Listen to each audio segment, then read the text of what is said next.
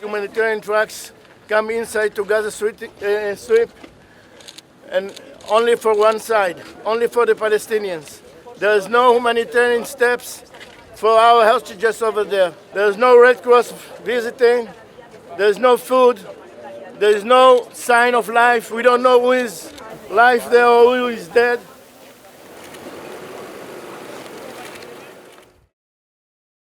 So, tell me about your brother. Okay. My brother is a member of Kibbutz Nir Oz. He's 68 years old.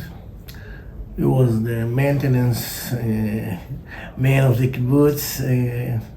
The work was maintenance, all the gas in the kibbutz and all the things that the members need to fix over there. He is a handyman, so you know how to do things.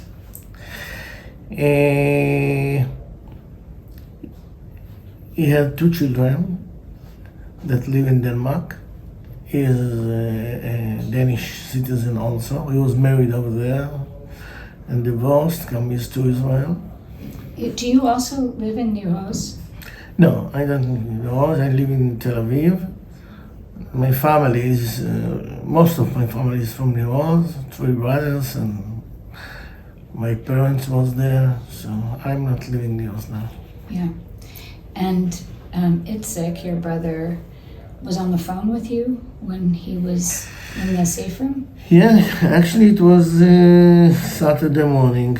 We heard the rockets and we saw on TV the terrorists come into Sderot and Netiv HaSara. It's the north of Gaza Strip.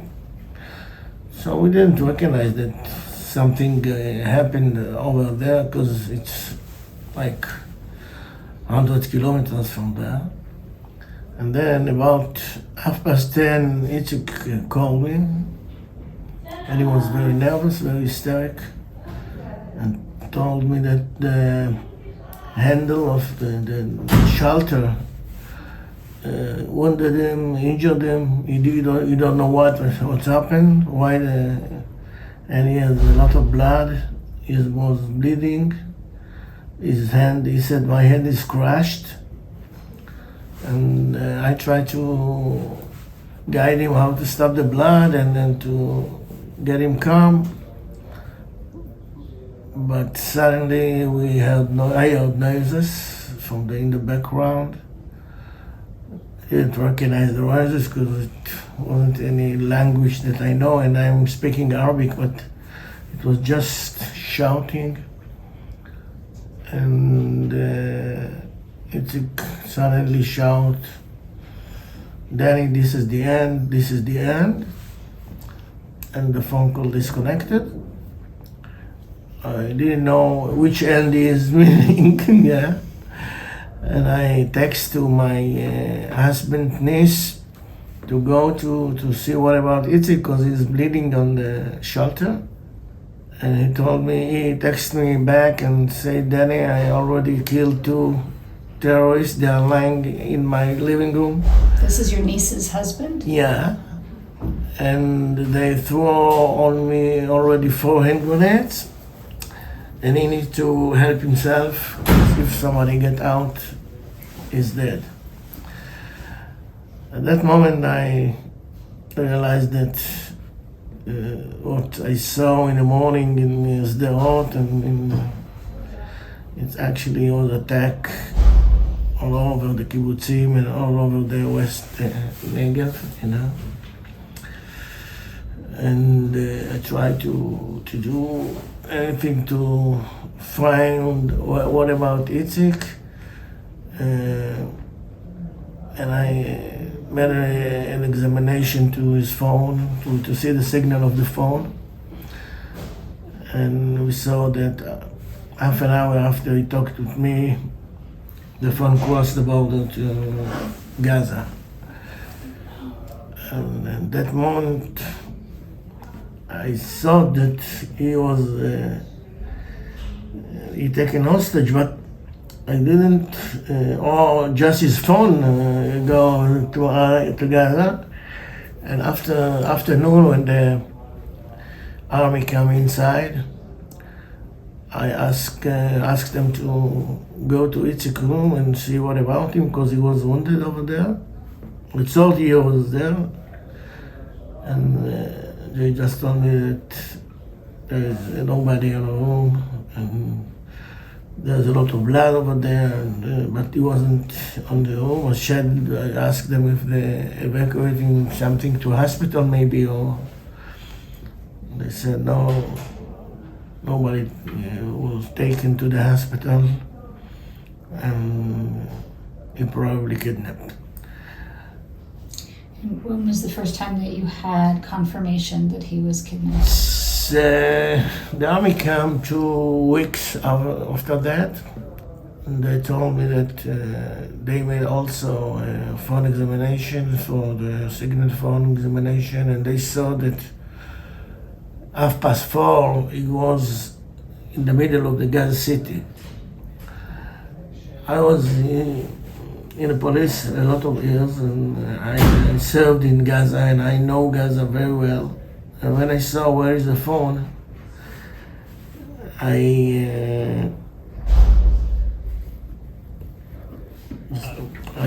saw that they took him to an hospital, because I recognized the hospital. He was in Shifa. They took him directly to Shifa from Gaza, and they took him directly to Shifa, and that was the confirmation from the army that Itzik was taken hostage. And then when the hostages come back at the first, they saw him on the tunnels alive, and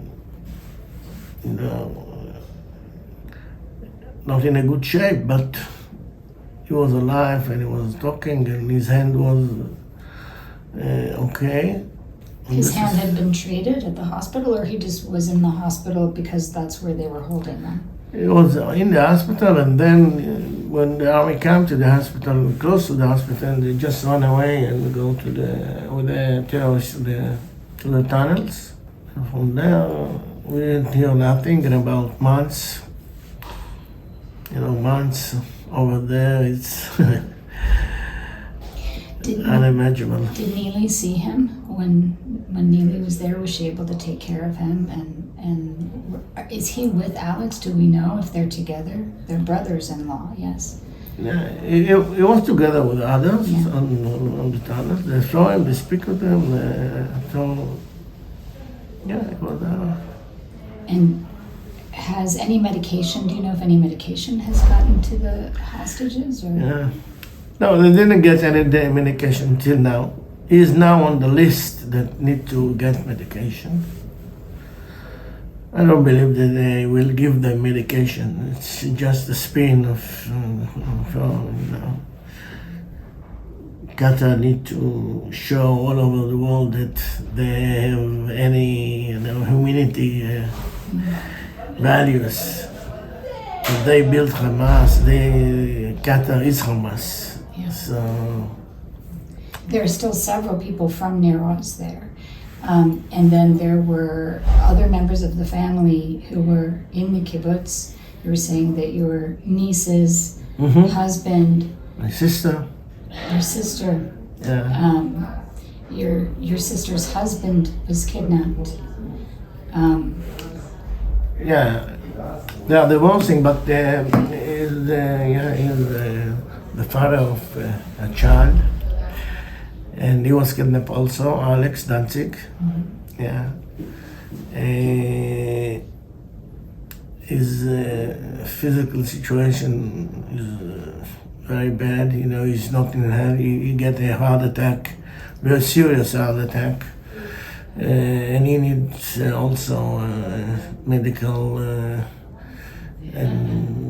medical treatment, and We don't know what his condition, because somebody saw him also alive. But I believe that his condition is very, very bad. He is older than Itzik, is 75. And we don't know. We don't have enough information from Alex. You've been traveling around and talking to people. What do you hope people can do? Actually, no. We are trying to amplify our voice all over the world, but only the people that can do something, or the man that can do something, is just our Prime Minister. Our Prime Minister is the problem and he is the solution. He needs to decide if he wants to bring them back or if he wants to keep his government. This is the situation. This is the dilemma that he has on his table now. The hostages or his government. And I hope he will take the right decision, because most of the members of the cabinet, the war cabinet in Israel, support us, but he still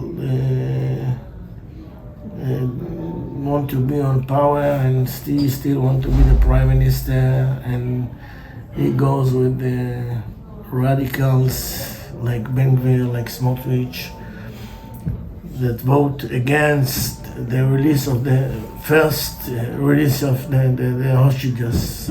So you're saying that those radicals in the government didn't want to pause in order to release hostages? Is that what that was about? They know when the hostages will come, the game is over. So we need to go to investigate all the what happened in October 7th, and they need to leave their duty, because there is no other option.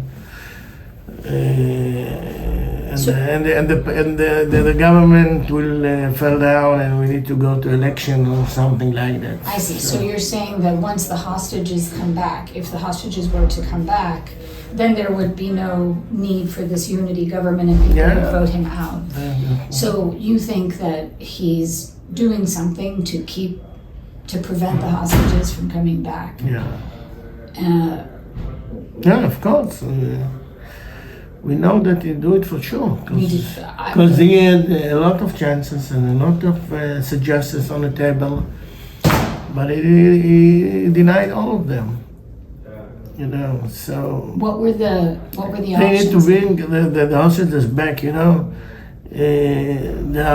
is 136 people over the life of 166, and they need to stop the war, bring the hostages, change the government, and go to a new way, because we lost on October 7th.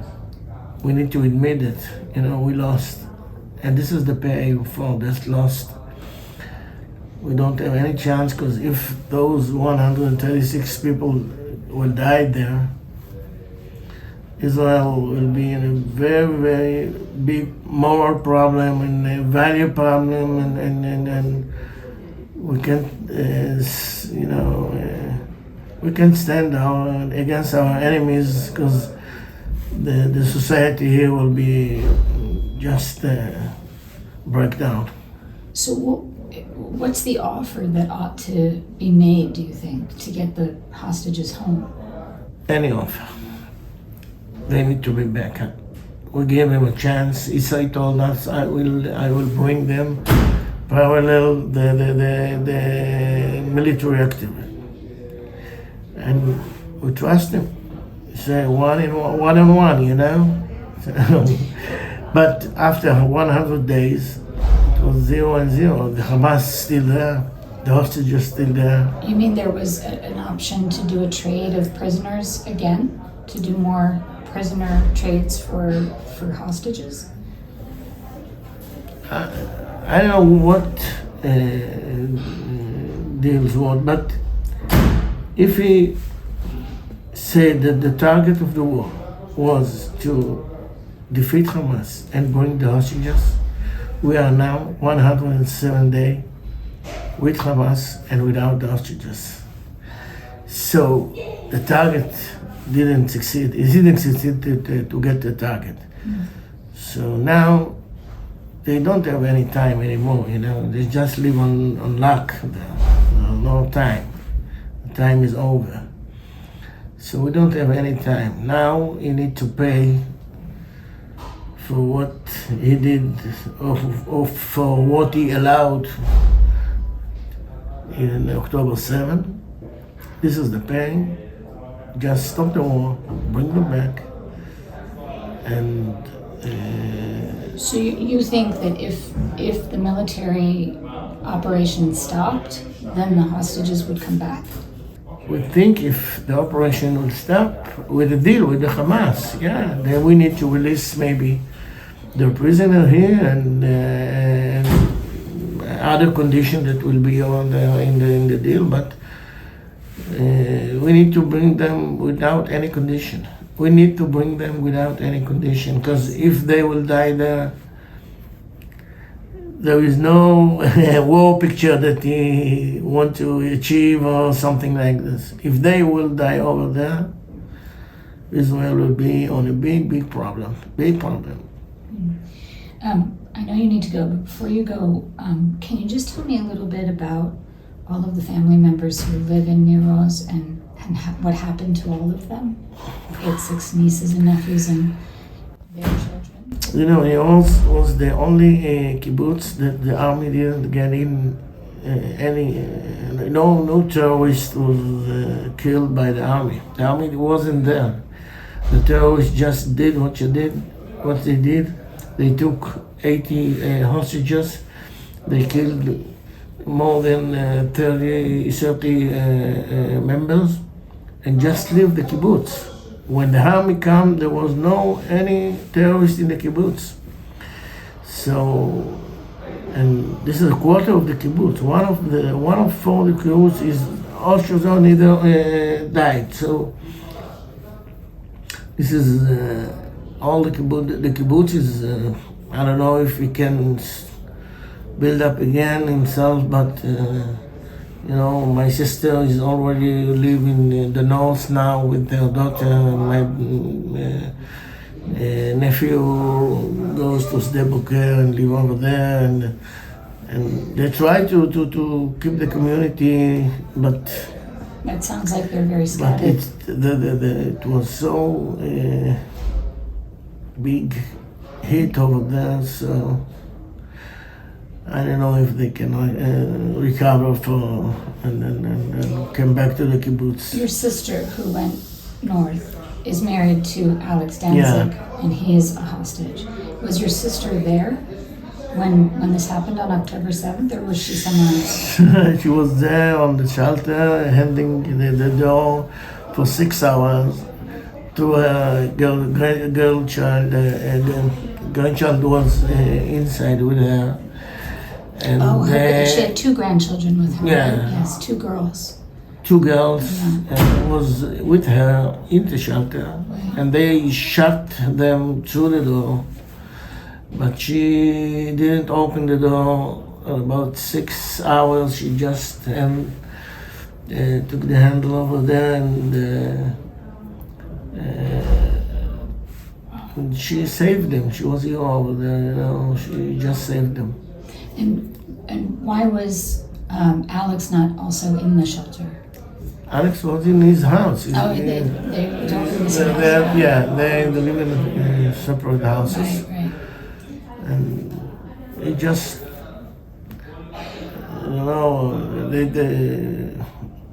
I think that Alex just come out from his house and said, you can take me. So he didn't, try to fight them or show any resistance to take him. And then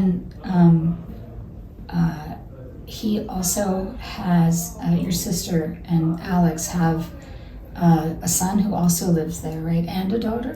In the kibbutz, yeah, and he had luck. One of the two houses that the terrorists didn't come in. So he was with his wife and 3 children also on the shelter. But he's saved. Right. Yeah. And then your niece's husband was one of the people who was killing Yeah. terrorists, but they both survived. Yeah. And do they have children? Were their children with them also? Yeah. Yeah.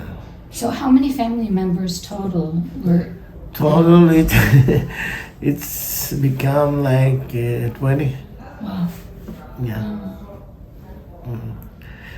But I know everybody in the kibbutz, so I know every face. And when they published the picture of those 3, Cooper, Metzger, and Perry, it was shocking because I didn't recognize 2 of them. And I know him from being a child, There was change, and there was shadows of themselves, It's not. So when they are speaking now about medicine and all these things, say they don't need medicine. They need to release of them from there. They need to come home because mentalic, they died already. They died mentalic already. Mentally, they are dying. They are just bodies over there that hope to maybe see the family from the last time. How are you doing? How are you managing? This is a lot for you. I'm trying to do all that I can, but I know we don't do enough. We are fighting against the government. We are fighting against the Islamic war. We are fighting against every people that think that the hostages is not the target of this war, and the target is to come back to Gaza Strip and live there. And I don't know, it's they want to build our house. The houses are on our relative graves, So I don't know, but we are trying to do anything. All my life is just upside down, from that. People counting days, 100. For me, it's one day from then to now. I'm not counting because it's one long day, one nightmare day,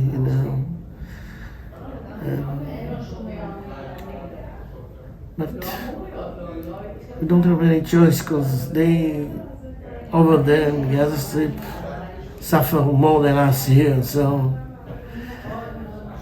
we just looking and taking proportion what they are suffering and what our condition.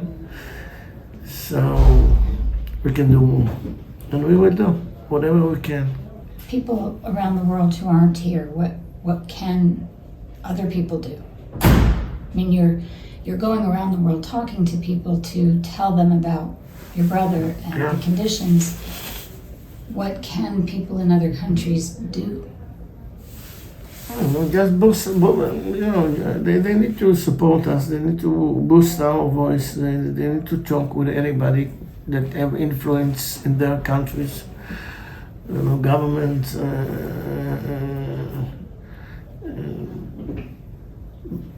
but we try to pressure on our government from all the ways that we can. And this is one of the ways abroad.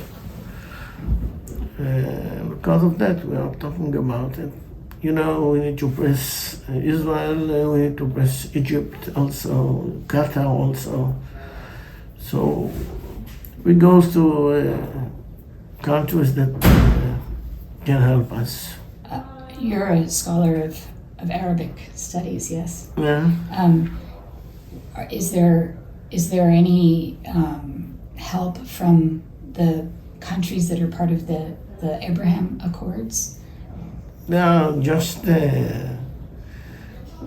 sitting on the fence, you know, they're not here and not there. They are like they're talking about against us or support the Hamas. Except that's what I feel here. They want to keep the agreements alive and still be connected with Israel. I think I know the Islam. I'm a teacher of Islam. I learned Islam in university. There are all Islamic countries, except I think Qatar, are shaming in about what Hamas did. Because if they did those things in behalf of the Islam, or in the name of the Islam, it's a shame. And also the Israeli Arabs, they are not involved because they are ashamed with what the Hamas did, you know. And it's not an Israeli-Palestinian conflict, because the biggest enemy of the PLO is the Hamas itself. Right. Okay, so they have they made a crime against humanity, but not just against Jew or Muslims or Christian. They kill all of them at that day. They kill all. They will kill anybody that don't think like them. Okay, and we saw it all over the world. In 9/11 in USA, they didn't target just I don't know, Jew or Christian. They target everybody. Yeah. Muslims also. So. Yeah. Yeah, so you're speaking about the difference between Islam and Islamism. Mm-hmm. And this is not Islam. Is there no connection to Islam? It just you know. I don't know how to call it. It's even not a religion. It isn't. You know, the Nazism also wasn't a religion or something like that, and they did what they do. So what they call Islam is like it's like Nazis. It's like Nazis because this is not a religion and this is not a religion. They just want to kill anybody that don't believe and think like them. there was before October 7th, there was a fatwa against Hamas. You know that the Islamic Council, the Islamic Fatwa Council, had issued a fatwa against Hamas for oppressing its own people. So I understand what you're saying. It's not Islam, but there are two in the U.S. There's sort of two opposite views. One is that this is because of the religion of Islam, and the other is that Israel is oppressing Palestinians because I don't know why exactly. The main target of the Hamas is like ISIS. Okay, they want to have a big Islamic country. It's not without any connecting to Palestine or without any connecting to any country. They want the Islamic Brothers ideology is to go back in history and build the new the Islamic empire that was here in this area. And this is part of the Islamic Brothers. This is one group of the Islamic Brothers, the Hamas, and they need the same goal. So you can speak with them about land or about compromise or something like that. They have a goal to build big empire, Islamic empire again, the big Islamic empire again. And it's the same goal of ISIS, and it's the same goal of Iran also. So and they try to do it from any direction. This time it happened to us. In 9/11 it happens to USA and all over the world. And actually, we are saying that not all the Muslims are terrorists, but all the terrorists are Muslims. And those terrorists that call themselves Muslims, they are not Muslims. They are not Muslims, because the real Muslims deny them. So they claim a Muslim identity, and then they behave in ways that are contrary to Muslim values. Yeah, they just get how to call it, a comfortable platform to try to build the Islamic country, extreme. I don't know. It's unbelievable that people that come to kibbutzim, to houses, and kill children, and kill mothers, and kill pregnant women over there, and rape them, and took all those hostages. How they can say that they did it according to their religion? What religion allowed to do things like this? And God and His God can't allow those things to do. So, and they shouted Allahu Akbar while they're doing it. Yeah, Allahu Akbar. It's a big. Allahu Akbar. It's God is big, so big that He can kill children and rape and helpless citizens that sitting on their houses on Saturday. It's sad. Yeah, it's sad. Very sad that there is such an evil. If something happened and the government made some kind of deal and all of the hostages came back, what would happen? What would the security be? How would Israel be safe? We didn't was Switzerland before. What's that? I said we didn't was I don't know, a country like I don't know, Switzerland or a natural country, and the peace was here and everywhere. We're fighting from the day we established the country. So the security always was not good. So we can start again, and if we need to try to fight the Hamas again, we will fight the Hamas again. We will do it at another time. We have time. If they will still there, they will do their mistake again. So we will have time, but we will show the people in Israel that the life is the most important value that we have. And they need to, and they can trust the government, and they can trust the society that if something will happen to them in the future, we will be there. We will be there. And the strongest of the society is most important than the stronger of the army. It's most important because we can have the biggest and the stronger army on the world, but if the society will be weak, nothing will happen. And they saw it now. Hamas saw that our society was separated and weak, and they attack us. Okay, they attack us even that they know that we have a strong army. Even they know that we have a strong army, they get a courage to attack us because they thought that we will